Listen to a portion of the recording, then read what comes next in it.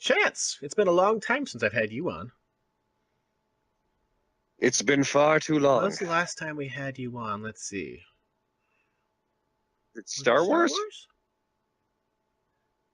That or was Mass Effect? There was something. Well, Nintendo Direct. It was Nintendo yes. Direct. Well, today, though, we have someone that I think you grew up listening to. In fact, I think we all grew up listening to him. And we didn't just grow up listening to him, we grew up with him. Indeed, indeed. Of course, we're talking the star of JoJo's Bizarre Adventure, Stardust Crusaders. Now he's not the star of that one. And he is in it, though. Yeah, he is. He's in JoJo's Bizarre Adventure, Stardust Crusaders. He's Noriaki Kakyoin. Oh. I don't really pick out voice actors in that show, though, because I'm just focusing too much on the actual show going, what the heck is going on? It makes Fooly Cooley seem tame. Yeah. And they do a brilliant job of it. Yeah, but of course, the guest we found on today, he's been on Attack on Titan, he's been on Pokemon Origins, he's been on Full Metal Alchemist Brotherhood, he's been on Soul Eater, he's been on, oh my goodness, he's been on a lot. Gurren Lagann, One Piece, Digimon, Jaeger, Seven Deadly Sins, Hellsing Ultimate, where he plays Christopher Walken. Shining Resonant Refrain. Blue Gender, Yu Yu Hakusho, regular Full Metal Alchemist. He's in a lot of stuff. Samurai 7, that's one. Naruto, a little known show right there. A couple episodes long. Bleach, another little known show. Few episodes. Yeah. Like 700 or so. But of course, we are talking about the voice of Gohan. Kyle Hebert is back. It's been 3 or more years, which is far too long. Of course, we're going to talk about his amazing starring role in Hoodwinked 2, Hood vs. Evil. No, we're not. No one talks about that movie. Ever. I hate that subtitle so much. Or Alice Through the Looking Glass? No. No one talks about that either. It's a better subtitle than...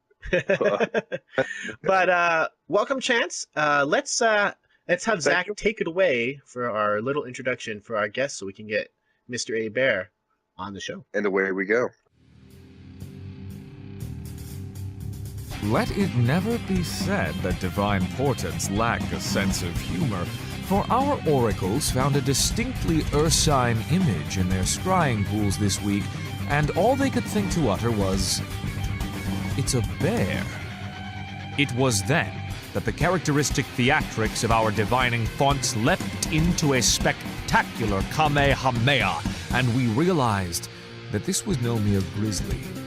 Rather, 'twas the arrival of Kyle Hebert, the ever-mischievous spirits of geekdom were announcing.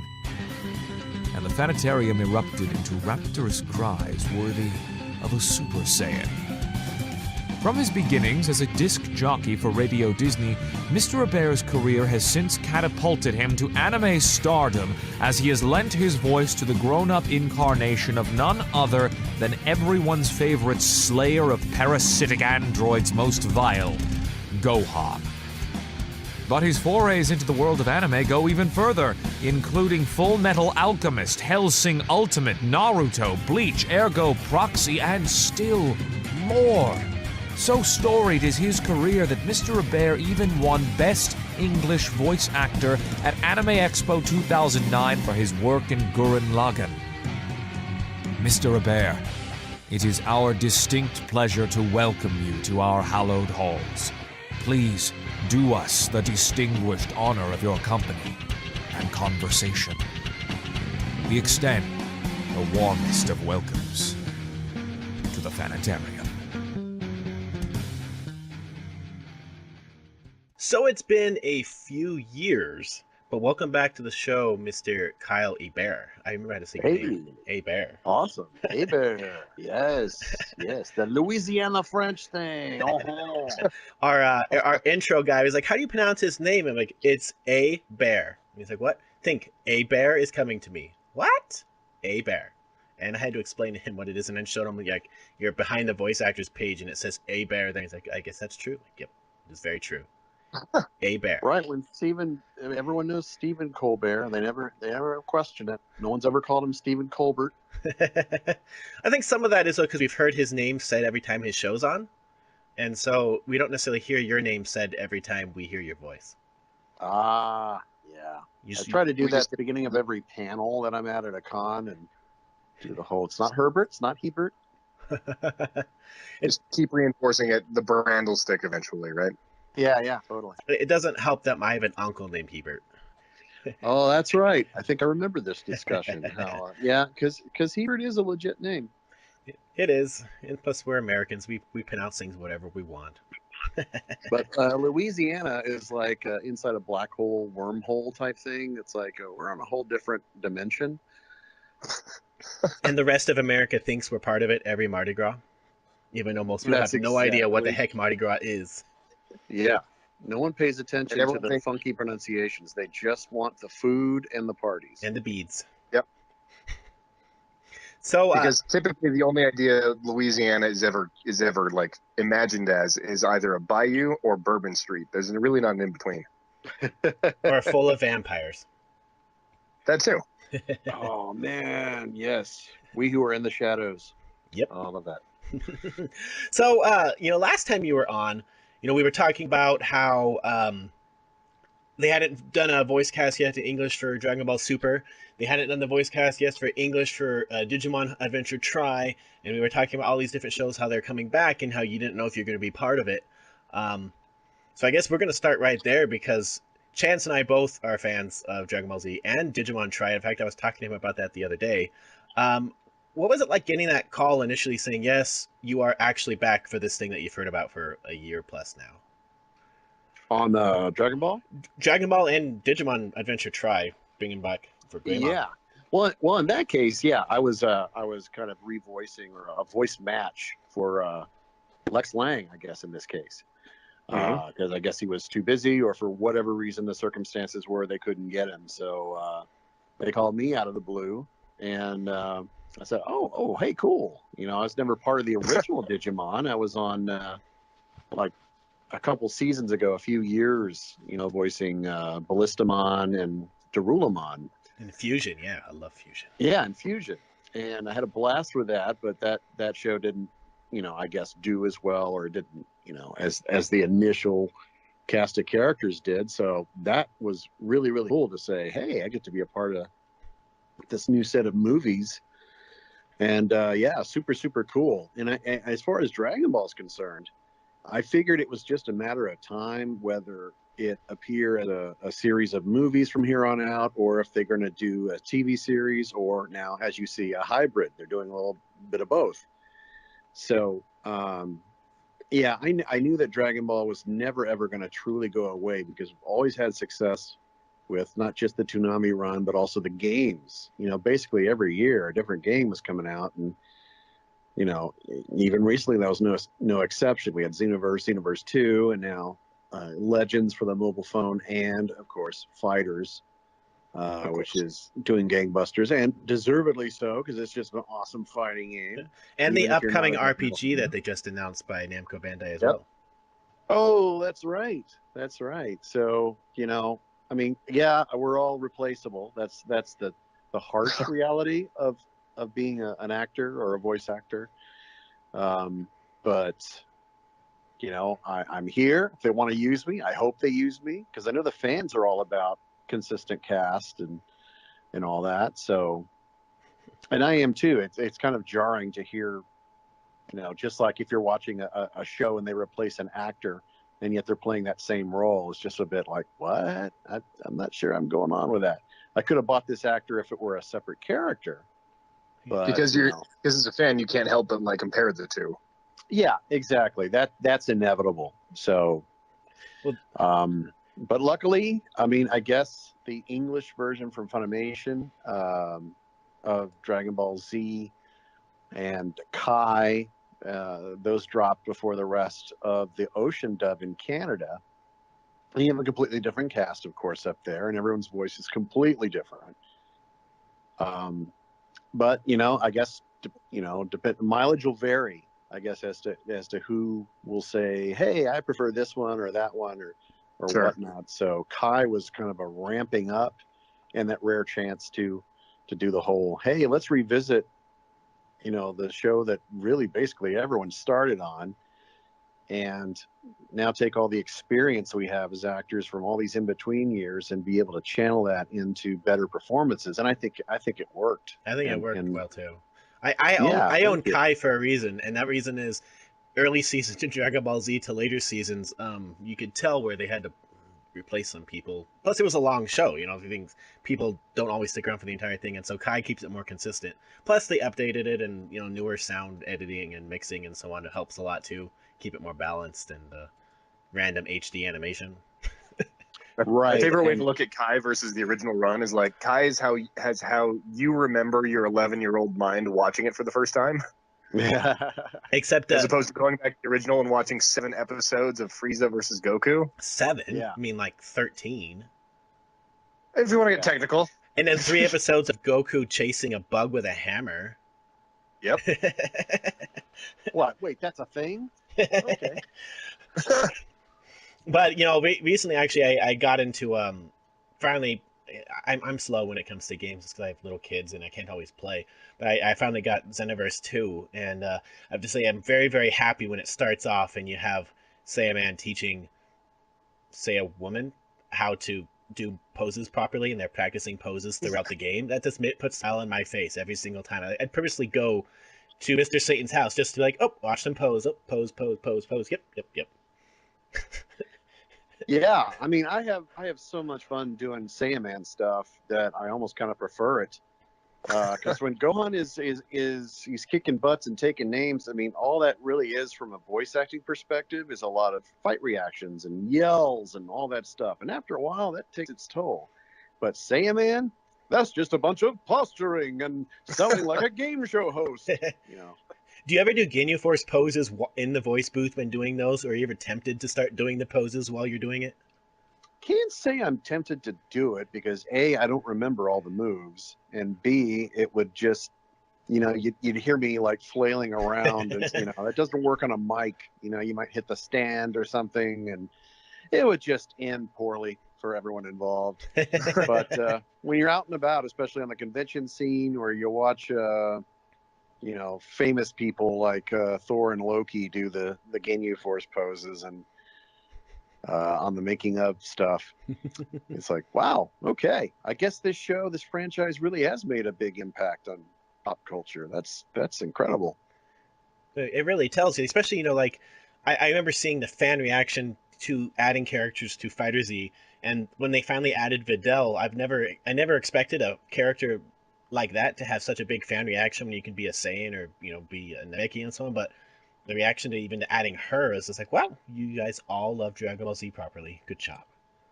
That's right. And with this DLC, the future is endless. Just like the show just goes on and on and on and on, so does a list of character possibilities. I mean, I'm personally championing PyCon to show up at some point. That would be nice.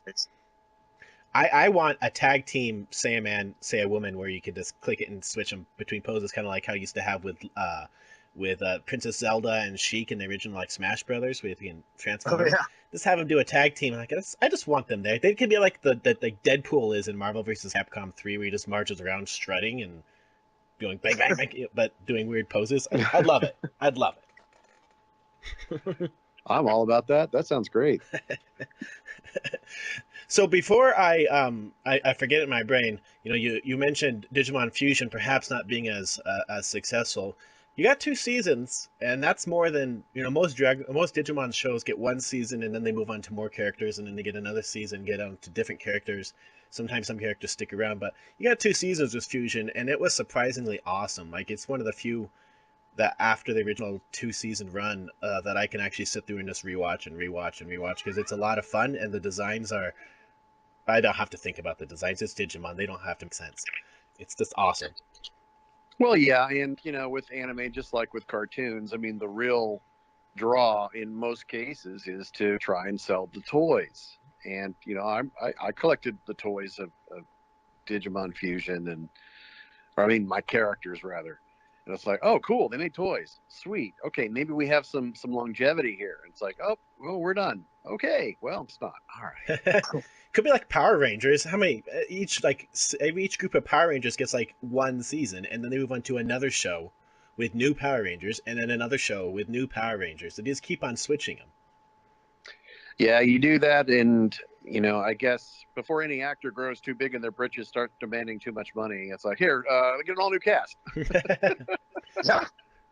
But being in Digimon and in Pokemon, when they're at conventions and someone tries to start a battle, you're just like, look, I'm Oak for you, and I'm all these Digimon for you. Let's just go. Right? Let's just throw them in a blender and pour the glass and see what happens. Just like, oh, okay. This is an interesting fusion. See what I did there? You're actually in a pretty cool position when it comes to you've done a ton of work in the last couple of years. Oh, yeah. And especially when it came to, I kind of realized when I was looking at the voice cast for Seven Deadly Sins, and where you got to voice Escanor. Yeah. You have officially cemented yourself in the big four of the last generation of anime watchers and the big four of the current generation of anime watchers by voicing Gohan and then cementing yourself as Escanor in the Seven Deadly Sins, which has taken the place as one of the new standing pillars. Yeah, that's cool. I had no idea that show had such a huge following. So when I found out that it's like, you're going to be the final sin, it's like, whoa, and like, this is a big deal. Like, oh, it is? Oh, cool. Yeah. And there's a lot to chew on performance-wise, because he's very, very different, and this meek little timid version, and then the big strong, Which I gotta ask. I'm super curious, because the way he's presented as the Pride Sin, right? The Lion Sin of Pride. Yeah. And the way they represent his sin of pride is so interesting as a character. Were you directed more by the director? Or did you have that kind of conscious thought of I have to present pride from almost a humble standpoint? Well, no, I mean, as usually is the case with all actors coming in on any session, it's we're a clean slate. We have to depend on the director to give us context on what basically is going on in the story and how our character fits into that, and we have to give a performance that pleases the director, or if the client's there, then ultimately please them too. Sure. So I didn't really have any initial thoughts, because I didn't do any research on it or anything. I just I remember auditioning and then landing the part, and it's like, this is where we're going with it. It's like, okay, cool. Just tell me the bits and pieces, the bullet points, and hopefully I'll be able to give you what you're looking for. Nice.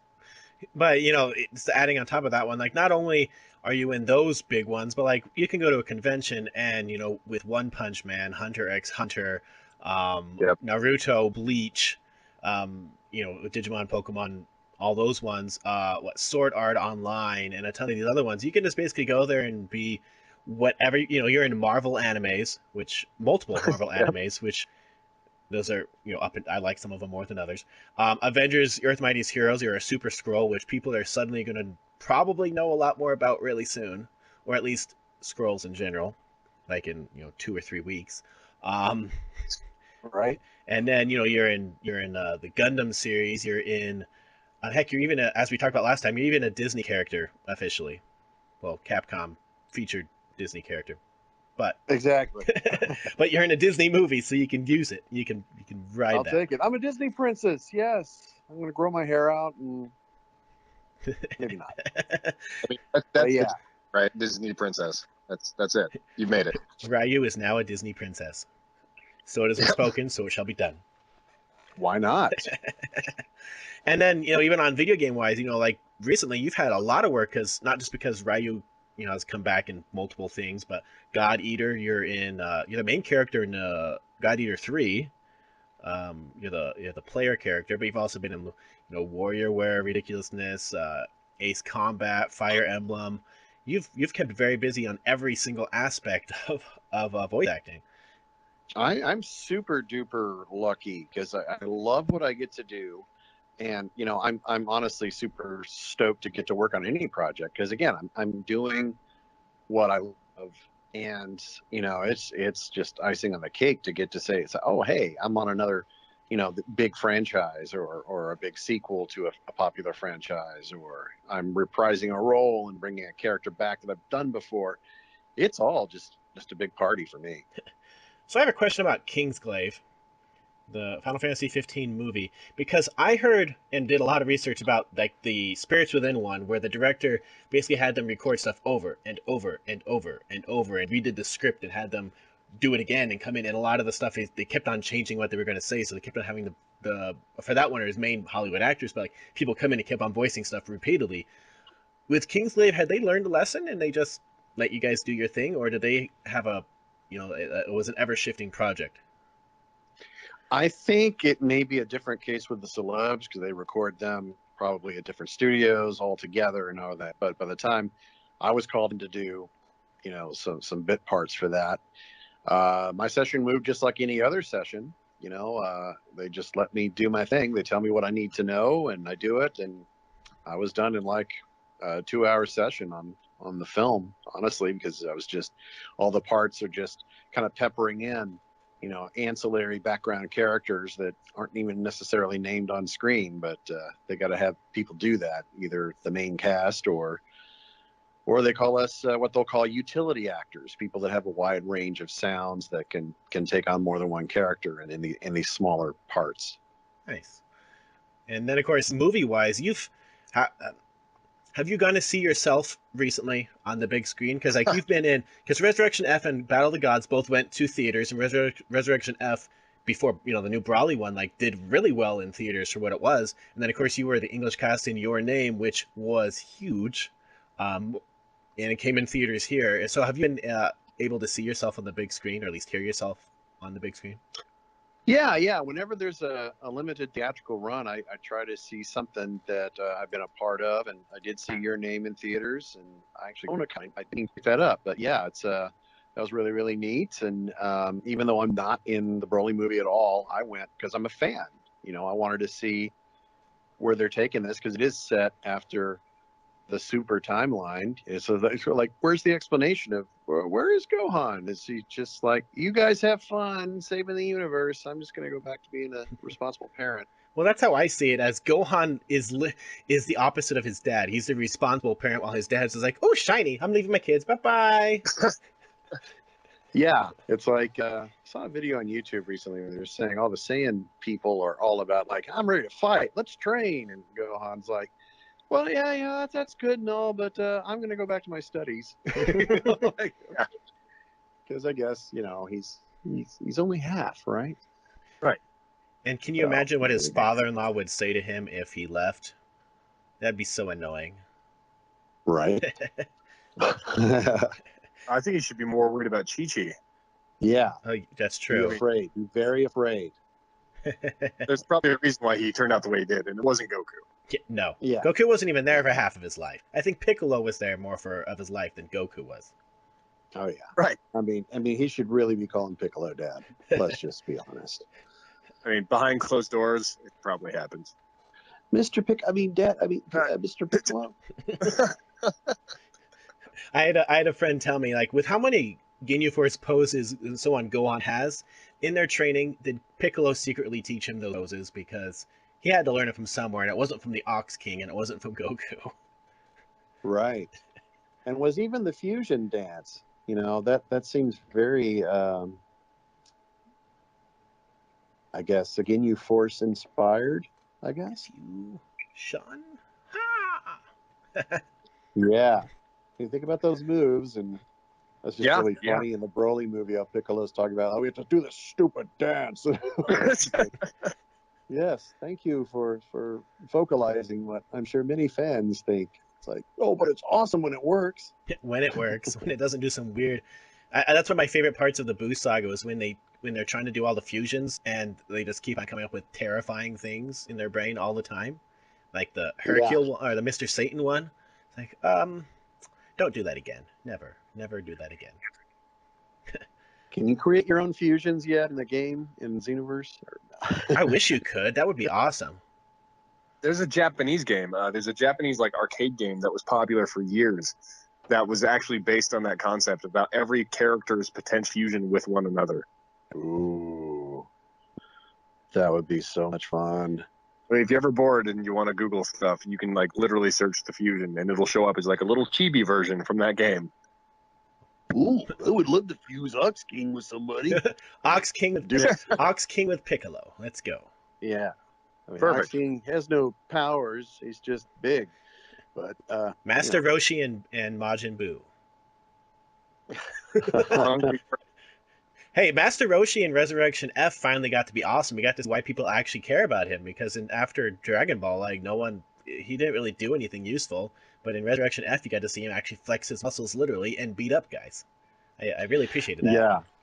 That was like my favorite sequence in the movie. Is like everyone's getting a little screen time and showing why these guys band together like this. It's not just so we can watch from the sidelines and watch Goku and Vegeta. It's like, no, they all bring something to the table. And I also love what Frieza's little version of hell is, because that's just.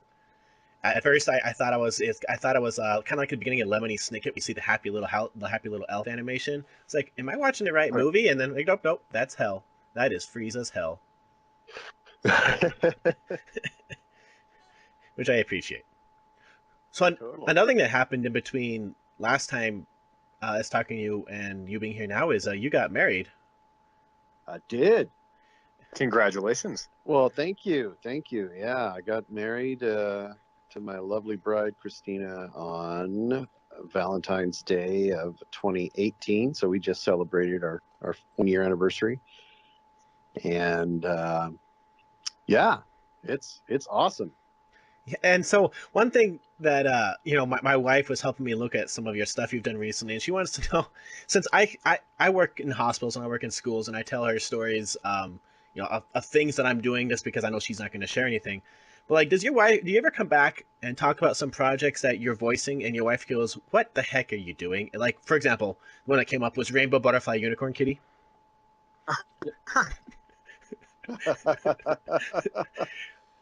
Yeah. I mean, we have that little cone of silence around us, but yeah, I do get a lot of weird looks. Mayor Wags and Perry the Porcupony. Yeah, totally. Happens all the time. I bet she's come to expect it too. It's like, oh, who did you voice today? A mop, a car, a demon, an egg. Yeah, all the above and more. Right, exactly. It's like, well, you were half right. It was a combination of all those things. That was a demon mop car inside of an egg. That's right. And then it's like, oh, let's eat. And she's an amazing cook, and then we'll Netflix all night and binge everything, binge all the things. When it comes to Netflix being like an increasingly popular place for anime, how tempted are you to try to watch the stuff that you're in, or do you try to avoid it, going, I don't want to hear myself talk? Well, if it's posted in Japanese, I don't find myself seeking out shows that are in Japanese. I prefer to wait to hear the English version. That's just my personal choice. It's not that the Japanese is bad. It's just it's easier to hear my own native language than have to read subtitles all the time. That's just a personal preference of mine. So, I mean, I don't really necessarily watch stuff in Japanese unless, with Super though. I did kind of seek out. I was watching parts with Gohan because I was interested to see what was happening with his character, how much part he would play in the show, and to see what sort of emotion the original language Masuko Nozawa was giving him.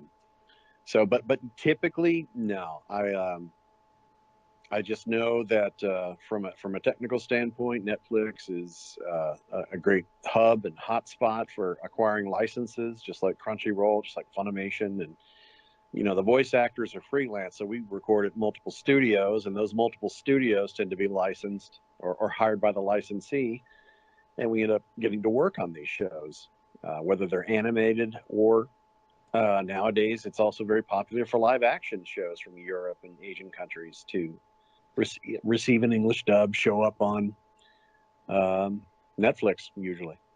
Mm-hmm. And the dub actually usually matches the voices now. I remember back in the day when if you got like any film made in Asia with an English dub, it's like those mouths do not match at all. Neither does that inflection, nor does it sound like it's in that world. It sounds like it's recorded in a quiet room somewhere and not in that world at all. They've gotten much better. Right. It's an interesting technique. If something in a foreign language has any sort of effort, like a breathing or a mouth click or something like that, they might get away with just leaving it as the original language. But if there's any sort of yell or pain getting punched and all that, we'll go ahead and dub those, because especially if you sound completely different than the original actor. Right. Yeah. And it's more intricate when you're dubbing live action too, because the intricacies of the human mouth and way it moves with different syllables and consonants and everything, it's different than with 2D animation. And one funny story from a listener. They I was talking to one the other day, and I said you were going to be on, and he said, "Oh, awesome! Tell him I loved him in Godzilla." And I said, "He's not in Godzilla." He's like, "Why not? It's an anime." I'm like, you realize there's more than like 5 voice actors, right? But he said you should be in Godzilla, even if you're the monster. Oh, see, I would love to be, and I did audition for the Godzilla anime, so there's that. That's the closest I've come to being in Godzilla. Yeah, I had to explain to him there's a lot more voice actors than just 5 or so, because I think I'm up to 80 something now, and I can look at shows like, say, Godzilla, and I've interviewed none of them. Yeah, there's a very big talent pool in Los Angeles, and very big talent pool in Dallas and New York, and any major city has a huge talent pool, and it just depends on what sort of projects are produced there. Anywhere where anime isn't, are still commercials. Some places have audiobooks, other places just have corporate narration, or people just do stuff from home with a good enough setup. I do corporate narration sometimes, occasionally an audiobook or something from home. So, Chance, do you have a question right now? Since I've kind of been hogging for a little bit.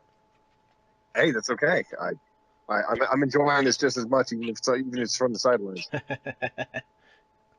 So, I'm always curious to ask something like this, especially when it comes to voice actors. And I talked after I talked to a few at NDK last year. It was kind of a question that kind of rose naturally out of it that seemed to get some fun steam, which is: Have you ever walked into an audition, and after you delivered it, you're like, there's just this deep-seated fire in your stomach that you have to get this part, and if you get a call back for it, you're going in guns blazing to fight for it. I've learned it's much better for your psyche and your mental state just to have the mindset that you're just going to do the best you can. Of course, Sure. You want to be hired for everything you try out for, and maybe some more than others. Like if I'm auditioning for any Star Wars project, game or cartoon or whatnot, it's like, of course I would love to do that, but Yeah. I'm not going to put any more effort than I would for something that I've never heard of, because this is my craft, this is my career, and I'm going to give 110% regardless on the audition stage, or if I'm hired for it. Audition. We all tend to audition more than we actually work, even the established people, because that's just par for the course. So we treat the audition as the job, and then if you end up booking that role, then hey, even better. So it's all a win-win, because we've already overcome this one hurdle of being in the place and having the contacts and the ability to be on someone's call list. That's worth its weight in gold just alone. The next, of course, is jumping through the hurdle of being the voice that they're looking for the role. And if not, the director still may be impressed with what you did, and suddenly you're on their call list. So, which there are 1,000 reasons why they say no besides your talent, right? Right. It's never that it's like, oh, this guy has no talent. It's just like, he's good, and I can tell that, it would be a blast working with him. He takes direction well. I like the commitment to his performance, but, this is not what we're looking for. This is not what the client, they'll have their client notes handy for the audition, or as they're reviewing the auditions, and they'll go over and they'll submit maybe their top 3 or top 5 choices, and the client may not like any of them, and then they'll just do a second round of auditions, or they'll have callbacks. Rarely for anime are there callbacks. They usually cast after 1 round. Cartoons, they tend to have callbacks. Usually. I didn't have to, luckily, for my Super Scroll voice, but it may be because I already had worked for that particular studio, Studiopolis, for years before that, working on Naruto and Bleach. Mm-hmm. So, it's, there's luck plays a huge factor in that too.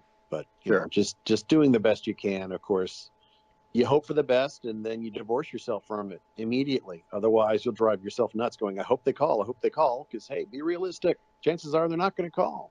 You got to move on with your life. Mm-hmm. So, you know, if this is from a listener, they want to know, in an age where studios are trying to make live action adaptations of anime and are being at least a little more successful than they used to be, Dragon Ball Evolution. Little more successful. All right, how do you try to seek out these live action adaptations just to see how they do or how they interpreted it, especially for projects that you either were part of or familiar with, or do you try to avoid them because you're too familiar with the project? Well, sometimes curiosity does get me, like checking out Speed Racer, checking out Ghost in the Shell, and saying, okay, well, that was great eye candy, but you know, it just didn't click. They changed the source material too much and all that. Maybe there's a better chance for success in adapting a live action show for a Netflix format for something binge worthy, having a whole season to really get into the characters and all that, because it's working really well with comic book adaptations like Umbrella Academy and now Doom Patrol and DC and all that. It's working fantastic. It's in Watchmen's coming up on HBO. You know, I thought it worked great as a film, but now we're going to be able to make it closer to the source material. People will get to know the characters more often, and I think there's a better chance of success that way. But more often than not, it's just like, hey, let anime be anime. Don't try to translate it into another medium. It's just not working. You know, kind of like turning comic books into motion comics. You know, Yeah. You know, hey, I see what you're trying to do, and that would give me more work. I've actually done some motion comic stuff before for Dark Horse, but that format has never really caught on. And the ones that I hear, the acting is atrocious, and it's just like, it seems like a cartoon that cut corners. You know? Yeah, it was like, it's how I like one of my favorite animes from back in the day was Record of Lodoss War, which was their kind of Dungeons and Dragons ripoff. But like by the end, you can kind of tell they ran out of money because like it started becoming basically kind of like freeze frame dragon battle where they don't really animate it fully, and it just gets disappointing that like why can't you animate this? You animated everything else. You animated the walking, but not the dragon battle. And yeah, motion comics are just kind of like that, where they just you guys don't get lazy. Yeah, and we can actually technically get more done in a session where our character's mouth isn't shown. So when they're busy cutting corners and saving money on animation by just panning across a background or showing the back of the character, you know, we're not having to match lip flaps. So it's great for us from an acting standpoint. Go nuts. Nice. Yeah. And of course, when it comes to live action anime, I think the biggest thing is sometimes they try covering an entire show in one movie, like Bleach or Fullmetal Alchemist, where you cannot condense 700 episodes into a movie. It doesn't work. Or they do what they did with Death Note, where they have one perfect casting. I'm never gonna bad talk Willem Dafoe in that ever. But then the rest of it's like you missed the entire point of what he was trying to do, and instead made him a serial. They missed the point, and then they run with it, and it doesn't work. Right. Right. Yeah. That's again that just seems to be the case where there's, you know, the bean counters and everyone in Hollywood are going, hey, this anime thing's catching on. Let's adapt it. It's like for whatever reason they don't want to stick close to it. I understand that with comic books, making the leap into comic book TV or movies, they tend to do that from the standpoint of, well, mainstream viewers and consumers don't read comic books on the whole, or don't read manga, or don't watch anime. Those are very niche sort of things. So in order to make it more appealing to mainstream audiences, we're going to go ahead and streamline this story point, or change this, or take these two characters and fuse them into one, and all that, and to varying degrees of success, of course. But at least we're in a day and age where they're getting better at adapting anime. Like I haven't seen Alita Battle Angel, but I've heard great things about it from a lot of people. And I sort of trust Rodriguez and Cameron to do something crazy, and that's a crazy enough anime for them to be able to do. But you know, even on Ghost in the Shell wasn't terrible. It just needed an extra for it. But even like Edge of Tomorrow or whatever they call it, Live Die Repeat, I think they call it now. Oh, that was It was fantastic. a fantastic one. No one knew it was an anime because they didn't promote it like an anime. They promoted it as a Tom Cruise movie, but then like, oh look, this is a manga. Well, really? And they went back to do it. I think they just need the right filmmakers to really be invested, because I have a feeling the reason why Alita Battle Angel is doing better than people thought it was going to is because Cameron put in like 20 years into figuring out how to do that. And right. And I think a big selling point now is, as we're now in the age of social media, where studios can get the pulse of the fandom in real time. So they're going to know opening day of a movie whether, what the mass opinion is of people that bother to tweet or Facebook post or Instagram and say, hey, check this out, it's awesome, or oh, this is awful, avoid it. That can actually affect box office numbers. Sure. So yeah, when you're looking at adapting stuff for Netflix or a long season of something, and now that you see the binge format and streaming is the new way that most people consume media content, then of course they're going to try and hopefully strike a better balance between the source material and what they're trying to do as a business. Indeed. So in recent years, you've been nominated for various voice acting awards and have won. You won with your voice of Gohan from Dragon Ball Kai. But I have a question. How did it feel being, other than it being an honor, but being nominated for your voice of Ryu for a voice acting performance in a video game, but you're up against games that have like a lot more narrative? So like, for example, Nolan North with Uncharted 4, I believe he won that year, or Ray Chase as Noctis.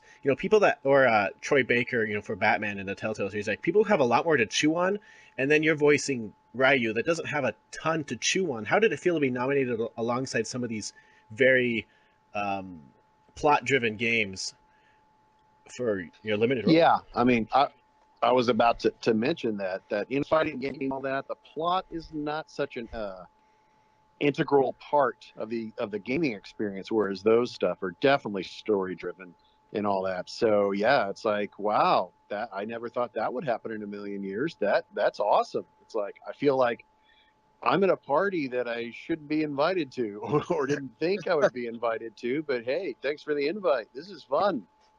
And because I remember looking at that year, I'm like, oh look, Cam Clark is there for there. Nolan North, Chase, Troy Baker, even David Kay, who I'm forever going to know him from Gundam Wing because he is the greatest character in Gundam Wing. Trace Kushinaga, but like all these people, and it's like, oh, then there's Ryu. I'm like, well, it was good, and they all thought it was good. Which, I think the fact that you could prove to your peers or prove to these people that you could perform really well with a little bit of dialogue is really telling, because some of them had a lot more to chew on. Yeah, and that's another one of my goals is to be on one of these AAA titles that has a lot of characterization and a good range of emotions to play with, and all those other story arcs definitely have that. And I think any actor would just salivate to be a part of that. So yeah.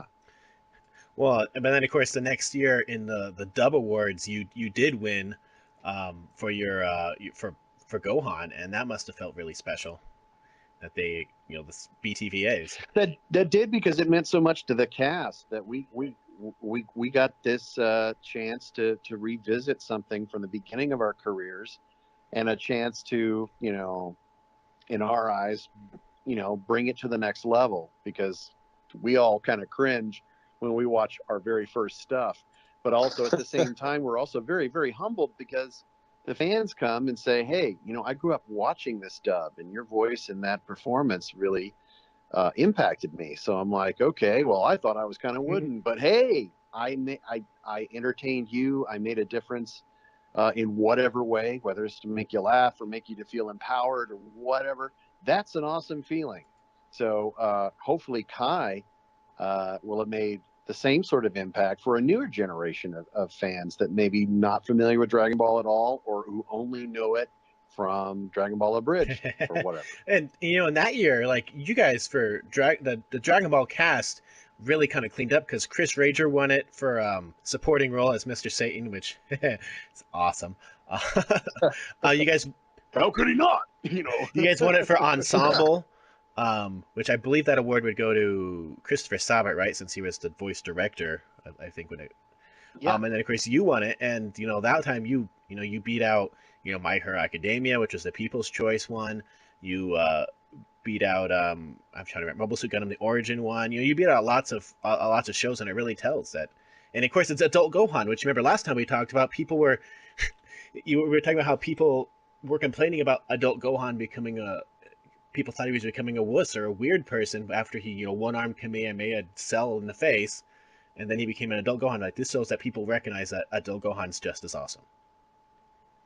There are, Gohan still has a lot of fans. I go to every con that I'm a guest at, and I hear it from so many people that he's still a very popular character. There's a lot of people that believe that his potential will be eventually shown, we can all agree he's kind of been gimped in a way up till now, but we can hope that in future story arcs, if they bring back it in whatever format, a movie or a series or a combination of both, whatever the case, I personally don't believe this is the last we'll see of Gohan.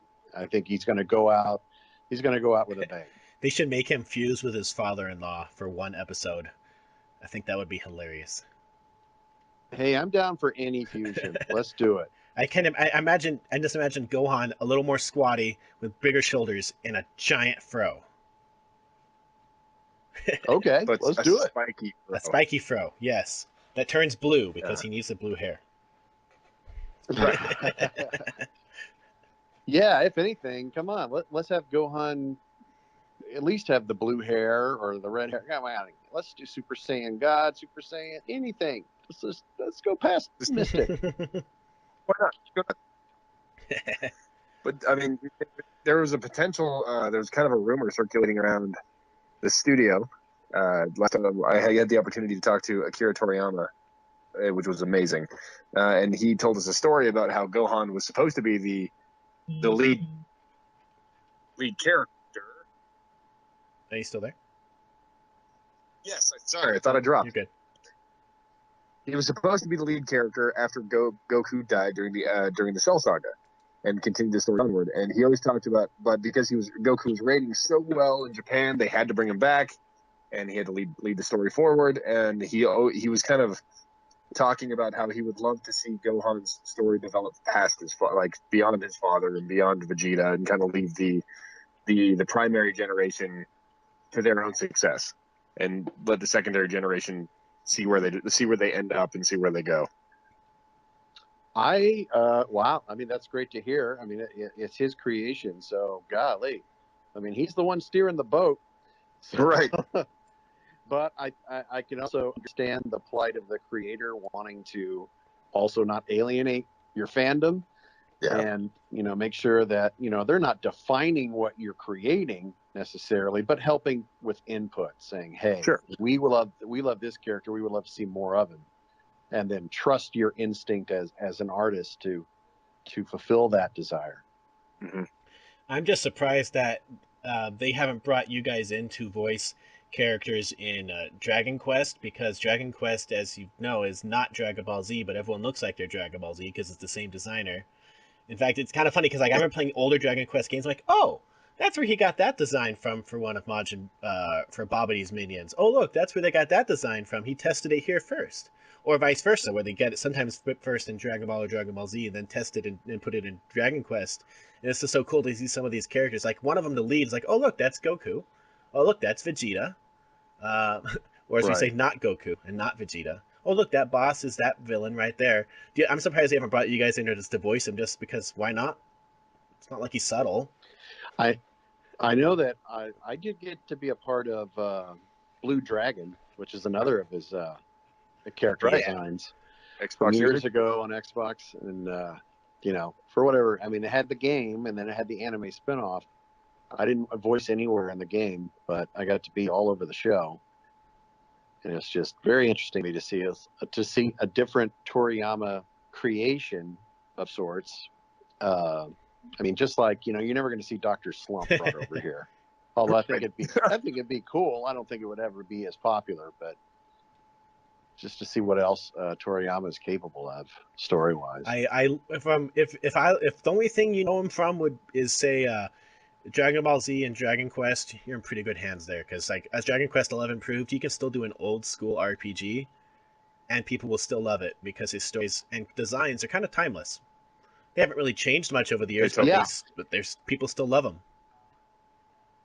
Yeah, there's an audience for all that. Just like when I got on Fire Emblem, I knew that series had a big following in Japan. I didn't know it was as big over here. So now with this new blossom in Fire Emblem's sequels and games, and I've gotten very fortunate to play some characters on those. Did you ever pick it up for the mobile, just to try it out? I did. Didn't play it too long because I get distracted. Like, ooh, shiny. But right. I still have it. I still have Dragon Ball Legends, and occasionally I'll fire that up, see what's going on there. It's like, oh, new content, sweet. And I watch a lot of shows. I have kids now, so a lot of animated shows, and I play a lot of games that are mostly safe for my kids to be able to watch. But my wife gets driven nuts when I'm like, oh, I know that voice. I bet that's this person. I'm gonna look it up. And the other day I was playing Star Ocean: The Last Hope with. You have multiple characters in there. I got two of them. Your Aramat and your Crow, I believe. And I was like, I know who that is. I'm pausing this game. And she's like, no, you said you're gonna save soon and go. We were gonna leave. Like, I'm gonna pause and I'm gonna figure out if I know this person, and then I'm gonna finish, because you have save points in that game. And it drives her nuts because I do that repeatedly across games and movies and so on. Like, I know this person. Yep, I'm right. And it was nice picking out voices like that, because Star Ocean is, I enjoy that game, The Last Hope, and it's fun picking out people I know. Yeah. And I had a blast recording on it because those characters actually interact. I didn't record them like, going back and forth. We just do one character at a time. But the director told me that, these characters are going to be in the same scene talking to each other. So we're going to make sure that these voices are different enough that people might not say, hey, that sounds like the same guy. But it's going to happen inevitably. The more people listen and are used to your voice and used to your range, the more the bigger the pick. My son also got driven crazy when I did the same thing with Sonic Colors, where you're Big the Cat. And you're like, how do you know this? I'm like, I just know it. I know it. That is him. I just know Froggy. Oh, yeah. Now I'm curious. When you're recording in the studio with two characters that, as in Last Hope, that these characters are gonna be in the same scene talking to each other, right? So you knock one out, and then when you go back to do the other character, can you like hear yourself in your head on how you like initiated the conversation from the last character? You're like, oh, I guess I should respond like this because this is how I asked it, or whatever the question, or like however the conversation was moving. Well, technically, I could ask the engineer, the director, if it's okay to play me back in the headphones to hear, the lead-in line, I guess. But I'm totally okay if the director just wants to say, okay, you're answering a question, and I'll just be your other character in the scene, and we'll go that way back and forth. But usually, I try to stay in the zone of whatever character I'm recording at that time. And they'll be able to tell. They'll say, "Hey, we're drifting away from this voice. Let's go back and hear the reference again, or the reference audio file. Either from your audition or from when you worked on this character earlier. Mm-hmm. We're going to make sure that we're staying in that zone." So it's that sort of thing. Although I could see myself going, if time wasn't an issue and we had that sort of thing, then go ahead and lay it down. I want to hear myself, and then I'll talk back to myself. Yeah. I did that as a DJ for years on the radio. I would do character voices, record them on a reel-to-reel tape, and leave spaces for me to interact live with them. It was a fun challenge. Very fun challenge, all while introducing songs. It's like, okay, here's Metallica, Inner Sandman. Oh, you're not going to play that again, are you? So last time you were on, we talked about your fantastic J. Jonah Jameson voice and your work with Spider-Man Unlimited, and we were kind of lamenting that Spider-Man hadn't had a truly great game yet until now. How does it feel to have... because last time you were saying you love voicing the characters, you like the characters, but you always felt Spider-Man kind of needed a better games than he'd usually been given. Have you been able to play the new Marvel Spider-Man game on PlayStation 4? And if so, what did you think? Dude, it's incredible. I even went ahead and forked over for the limited edition PS4. So yeah, and like Yuri Lowenthal knocks it out the park, and it's a great cast in there. They got Darren, I forgot his last name, from Overwatch. He's J. Jonah Jameson in this, but it's also a very different approach than what I was directed to do with J. Jonah Jameson for Marvel Online and all that. It was like, which is like, just sound like J.K. Simmons. Like, oh yeah, I can do that, Parker.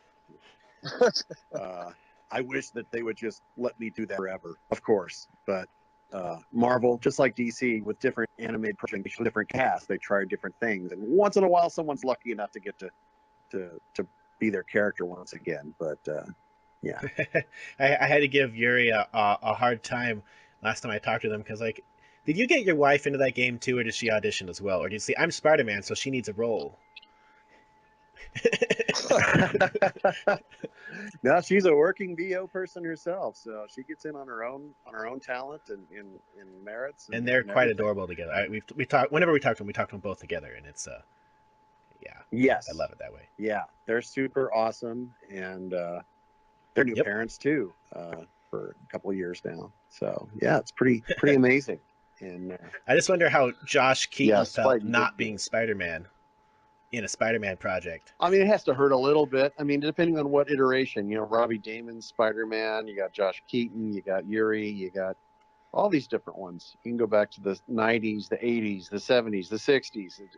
There's a whole, like a room full of people that have all gotten to do that. You know, just like I could say, well, yeah, I voice Iron Man on Marvel Pinball, but clearly you're better than Robert Downey Jr. now. You've done the pinball. You're good. I don't even sound like I just try to do that sort of thing, and then it's an awful version of Robert Downey Jr. But hey, I got hired, the check cleared, and I can say yes, I was Iron Man. Well, and heck, Spider-Man not only got a fantastic game last year, but they also got arguably the best Spider-Man movie ever made with Into the Spider-Verse, which I haven't looked at the Academy Awards, but I feel like it's going to win. I have a feeling too. I know Incredible 2 was also wonderful, but Disney and Pixar usually tend to take home that everything. But I really hope, as groundbreaking as Spider-Verse is, that that'll get some awards, because it's just such great storytelling, beautiful animation that Sony was nice enough to make open source, so people will be able to take advantage of that new software that was created. And Liev Schreiber gave me my second favorite Kingpin performance. Holy cow! Oh, that's right. My favorite one, of course, is still live action. Pretty killer in that. Vincent D'Onofrio is kind of amazing. Yeah, I would have loved to have seen him in Logan. You know, just show up. Yeah. Somewhere. It's like, come on, Sabretooth. One more time. I know they tried to put him in Logan. I remember reading he was in the script, but they thought his appearance in there for a little short amount of time would be more distracting than it was worth it. It might be, because it also calls back to the bad Wolverine movie. Yeah, but those two in that movie were not the problem, though. Those two were fine. It was just everyone else around them. No. And yeah. Oh, I know. Totally. It's the script. It's totally the script that derailed that one. Whew. But yeah, you know, so Spider-Man definitely is having a nice heyday. But also, you know, how long do you think you're going to be able to ride be the Ryu train? Because Ryu, you know, Smash Brothers this year, you had, I think every single year you've had a game with Ryu in it. Marvel vs. Capcom Infinite the year before, and then you had, I think Ryu just keeps popping up in Street Fighter V the year before that. Ryu just never ends. He just keeps on going. He even showed up, no voicing, but he showed up in Player. Yes, he did. One. Oh, that's right. He did. Yeah. That was cool. It's like, I wish, you know, I was kind of glad that he didn't speak, because then I would have been bitter. I'd been like, hey guys, I'm right here. Spielberg, you should have called me personally. I would have done it over the phone. Like, who's these anime people? I have no idea what these video games. What? Yeah, there's a big disconnect between the Hollywood movers and shakers and our little community, or niche community. But the voiceover people are starting to get further ahead, even though they get the bit parts in the big movies. It's like, well, it's something. As long as you're listed in the credits and people can confirm, hey, I know that guy, I know this guy, I know that gal. Well, you guys do a very important role because, you know, I point these out a lot more in, like, say, a Star Wars movie where I look like, oh, look, there's Sam Witwer, he did that one. There's David Collins, he did that one. You know, but all these people, you guys fill in the world. Without people to do that, it's like a game I was just playing recently where, like, the atmosphere is fine, but it felt very empty. Versus, say, a Bioware game where you have all these people talking in the background and all these extra voices. Without those voices, the world is not the same. And in movies especially, you kind of need it. A Foley can't do everything. You need the people talking.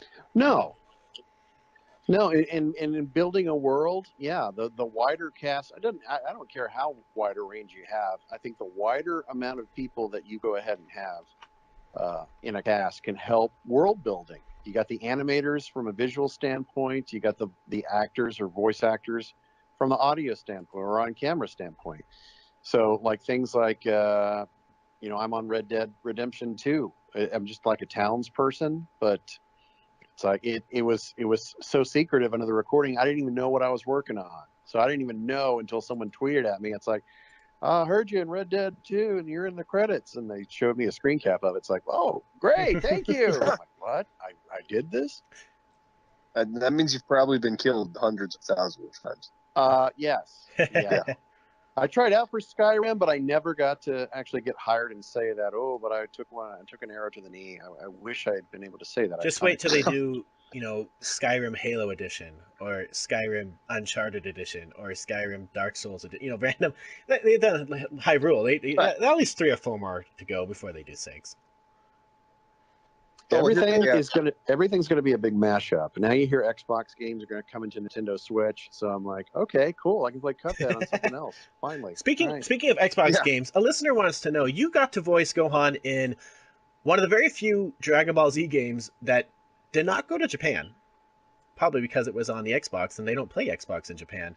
Dragon Ball Z for Kinect. Right. Did you still get to match a Japanese track for that game even though it wasn't going to Japan at all? Yeah. We did. We had audio tracks. When we record games, we don't have access to footage early or beta test or even alpha test or anything. We don't see anything of the game itself usually. Maybe a cutscene in animatic form, but with that one, it was just strictly. Yeah, I mean, there have been games in the past through the years where they literally took an archive of screams and said, all right, we're just going to use the power-up yell from this game. So we'll just record your cutscene dialogue as the new track and just insert all the screams. So we're not going to blow your voice out this time. Don't worry. You get paid either way. I'm like, awesome. That's something that Jeff Nimoy, who did Digimon stuff, he was teaching me that, like, when he did voice directing in that one, they literally had everyone re-record their digivolving every single time, and he says, no, this is how we do it in America. Record, next time, play, record, and then play the same one. Don't do it every single time. We do it 3 times an episode. Don't do it. And he's like, it saved us so much time recording because we didn't have to keep on recording the same thing over and over and hoping it, kind of matches what we just did. You save it and play it, and apparently he said it blew the Japanese side's mind. They're like, they didn't understand what we were doing, but save it and put it in. Especially with Dragon Ball Z, you guys scream so much. If a game has the budget to do reanimation based on the audio track, and some do, they'll have us do like vowel sounds in character voice. Like we record all the stuff that we're doing, like the title screen or the character select, and then, all right, now we need the vowel sounds. E, ah, oh, all that stuff. You sound like an idiot, but this is for the animator's purpose and everyone to be able to kind of reframe the animation, which is good. I'm glad that they pay attention to that detail, because you play a lot of Japanese games and the mouth stops moving or it's moving in a very static sort of way and our acting is not matching at all. And going, God, did those guys even try? It's like, well, we didn't have the elements because they weren't done yet. Right. Or, we were told, hey, they're going to reanimate to the audio. Because that software, it totally exists. You go to Disneyland and have your kid interact with Crush, the turtle from Finding Nemo, and his mouth will totally open as it's being voice acted from someone from behind the screen. And isn't that also kind of what they have with BioWare games as well? they have the technology to try to make it match the voice, or do you have to have the voice match the? That would not be in reverse. You might have to make sure your voice matches exactly what the mouth is doing. But yeah, the tech exists, but it might be really expensive though. Yeah, the tech is there. I haven't been able to do a lot of what they've been doing, like with James Cameron Avatar and a lot of games for the past decade almost now with motion capture. And wearing the silly suits with the balls on there, the lights and all that, and they're scanning your performance into the computer and then basically putting a skin of the character on top of you.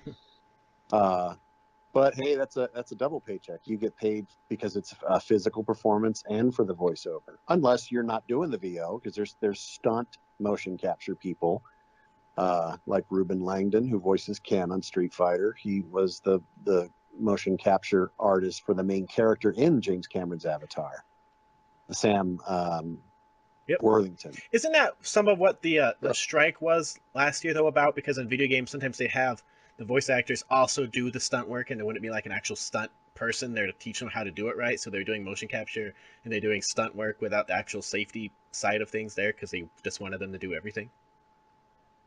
Yeah, I mean, just to save money. I mean, every movie and TV shoot has a stunt coordinator on set for a very logistical reason. I don't see why that wouldn't be the case in video games, because there are stunts, even though it's motion capture. And so, yeah, you may be holding a big foam thing, that will eventually be your gun in terms of the computer. But, someone being thrown through a building, but you're on set being thrown through a bunch of, soft boxes and cushions, it's still considered a stunt technically, especially if you're up there, at differing heights. You could hurt yourself, or if you're being suspended from wires or whatnot, that risk exists.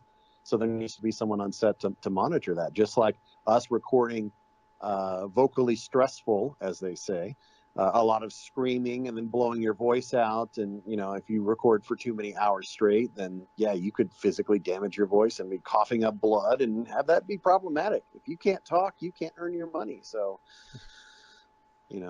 finally, after a year, the big gaming studios relented and said, all right, we'll cave to these demands.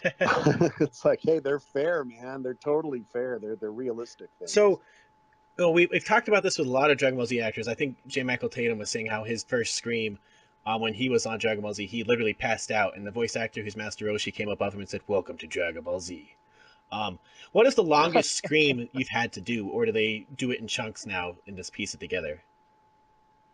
They tend to do it in chunks, but sometimes I'll have like a good 10-second scream. So right before the beeps, beep, beep, beep, act. Before the beeps, I'm inhaling as deep as I can, and I'm breathing for like at least 10 seconds, or screaming as loud as I can, and then just stop. And yeah, if the take's still going and the character's still screaming and I've stopped, then yeah, they're going to have to blend a couple takes together, crossfade and all that stuff. But yeah, it can make you really lightheaded. You could hyperventilate or whatnot real easy, because even not even yelling, just doing fight efforts, because that manic sort of Yeah. to keep that up. Oh my God, you run out of breath and you feel I got to sit down. Oh, I assume since Christopher Sabat does a lot of the voice directing, that he at least knows how to do those, being that he's had to do them himself, so that you guys don't die.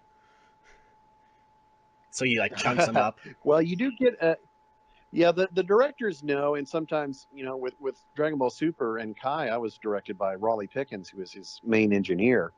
So I mean, they both know from both their standpoints what the actors have to go through, and they totally respect.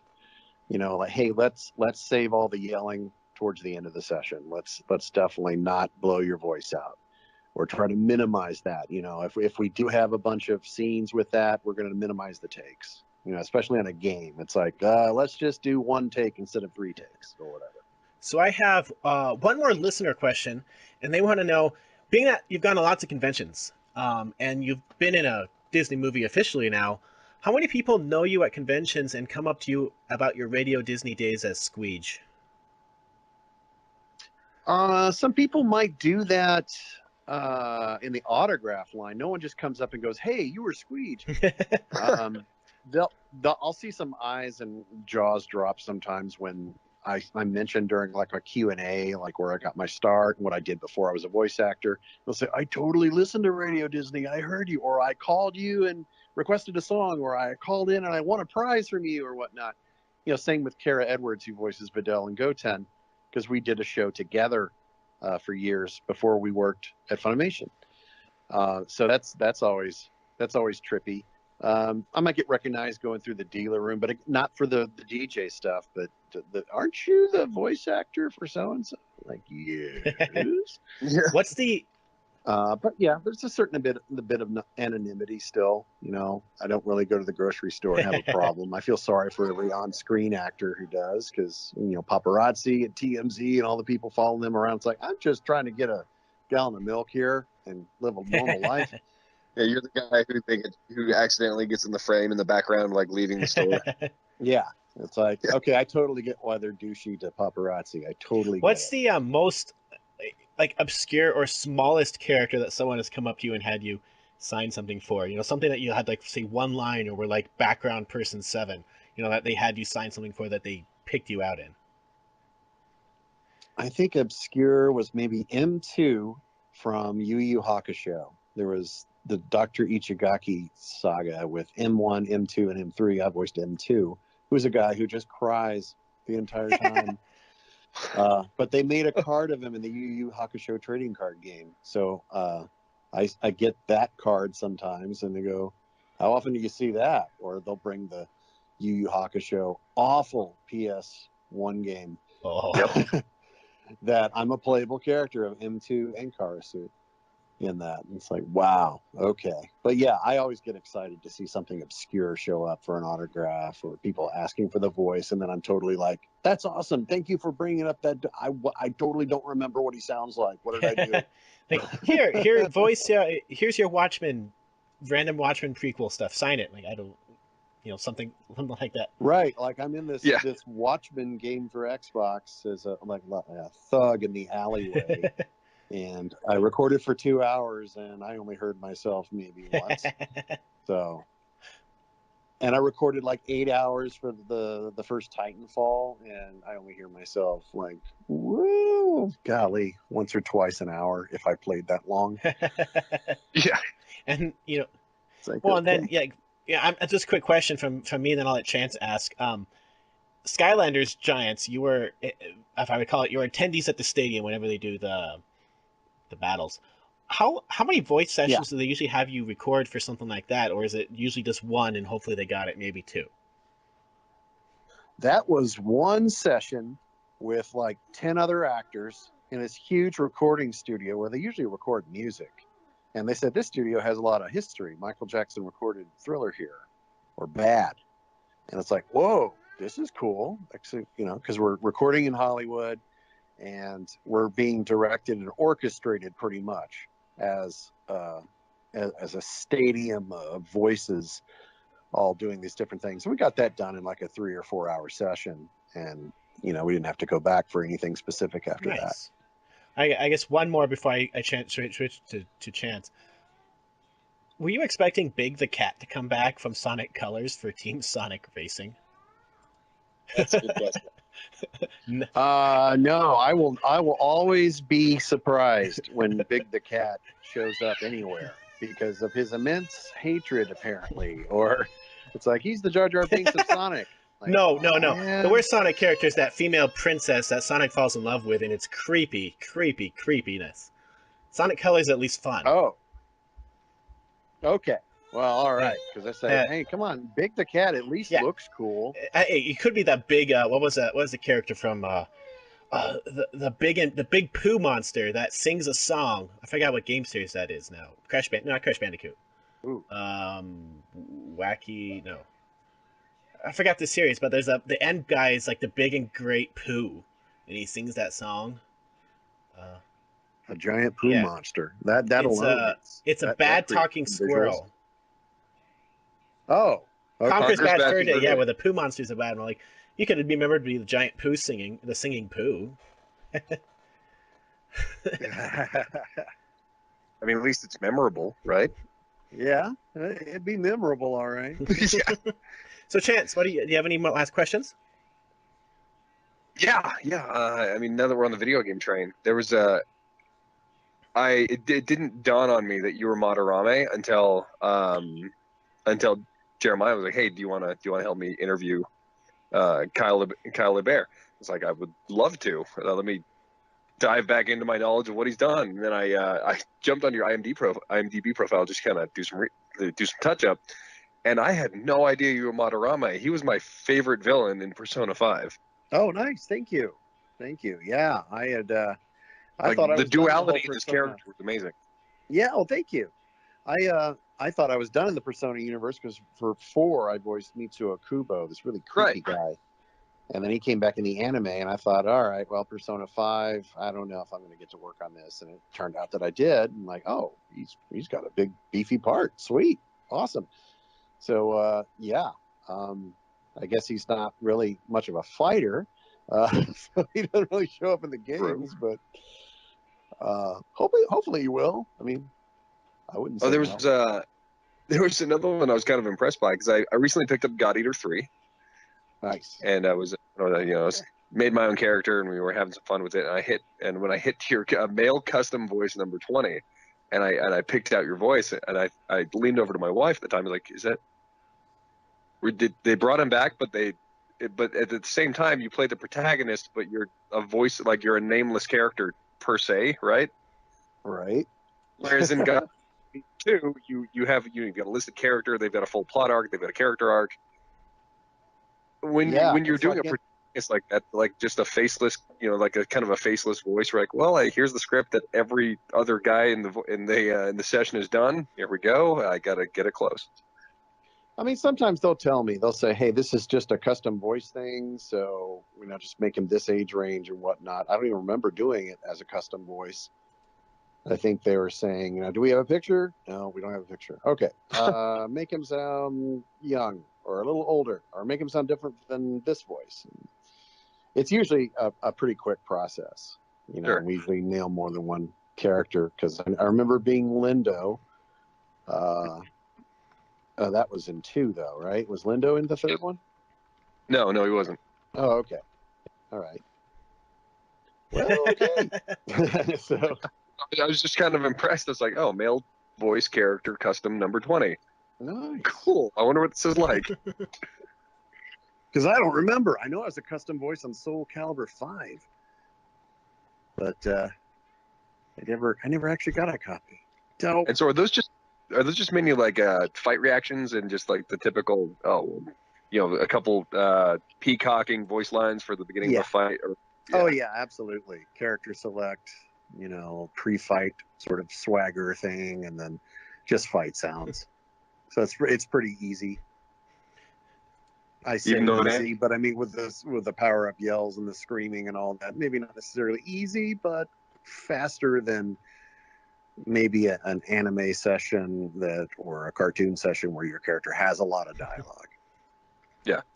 So I was looking at some of the different people who have voiced Gohan over the years, and one of them, I've talked to him before, and I gave him a time then, but I still say, sorry, Damian Clark, but you need to be redubbed over a certain History of Trunks movie because you're Cell, you're not Gohan, and I see that. I'm like, no, you're the guy who I talked to about inhaling, androids through your butthole, not Gohan.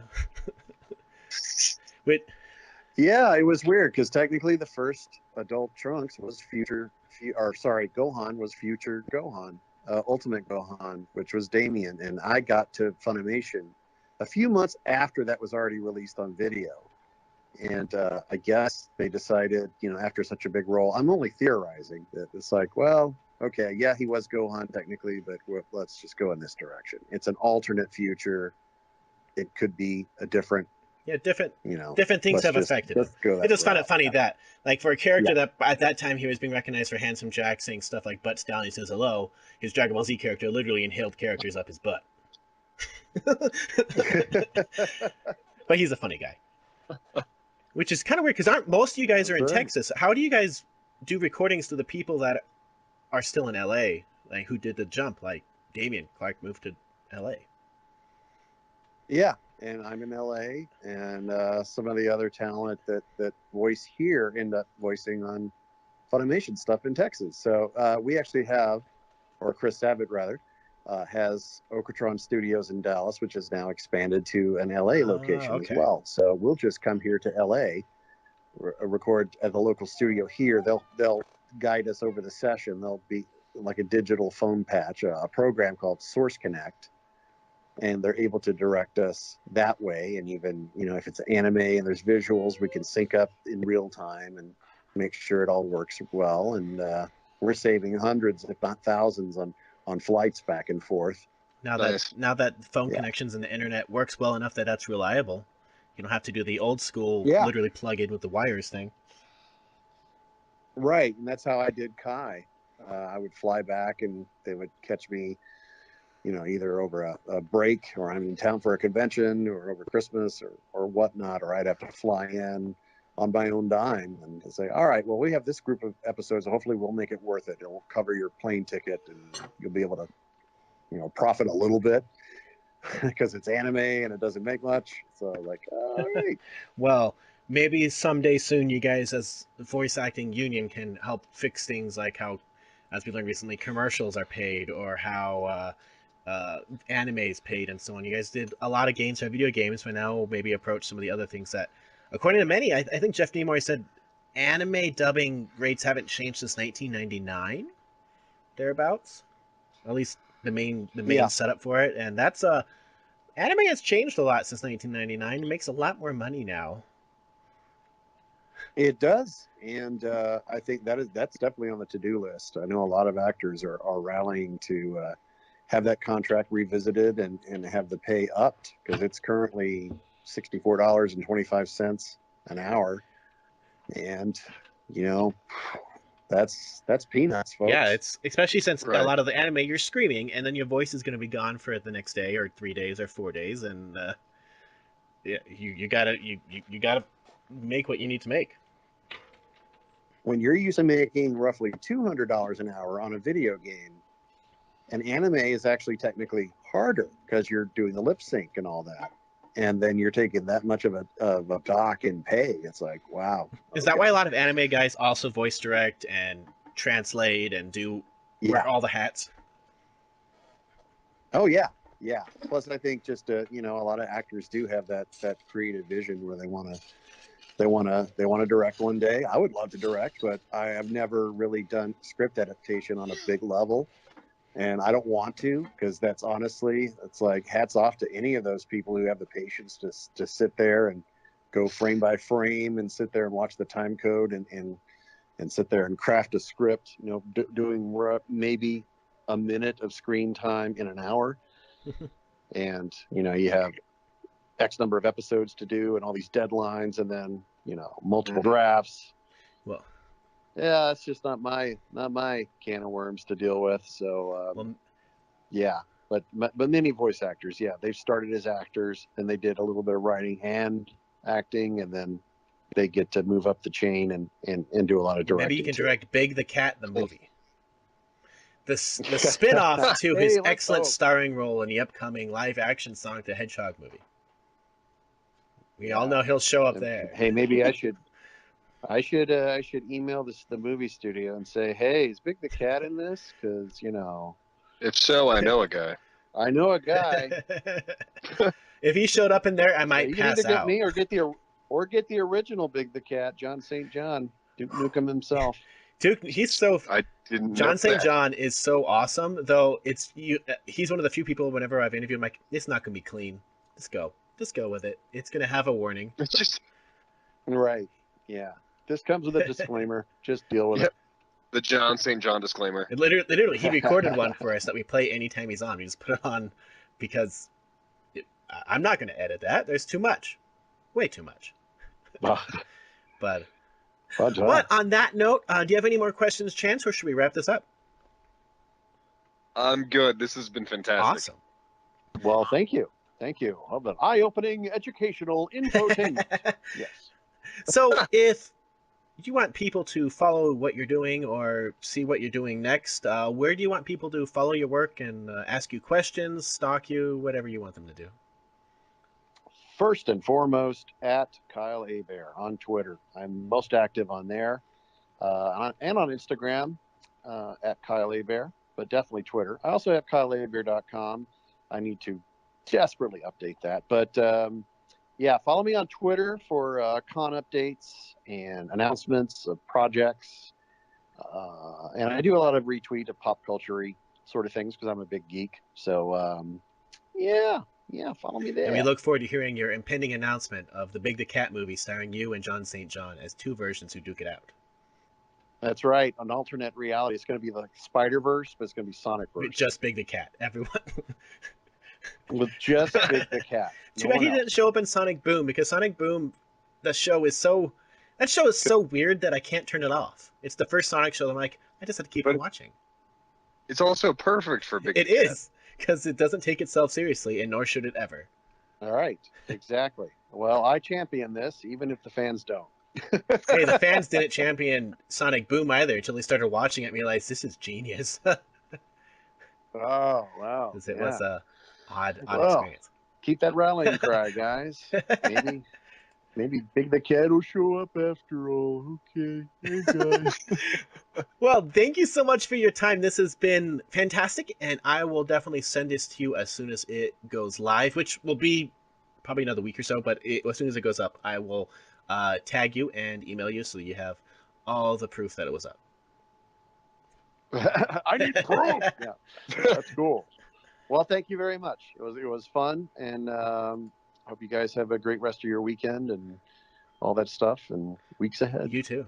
Right, have a fantastic day and enjoy the rest of your winter. Yes. You got at least one day of winter in California. Yes. Winter is coming. Well, have a good evening, sir. You too. Bye. Take care, guys. So, Chance, what did you think? It was fun. I felt rusty. I haven't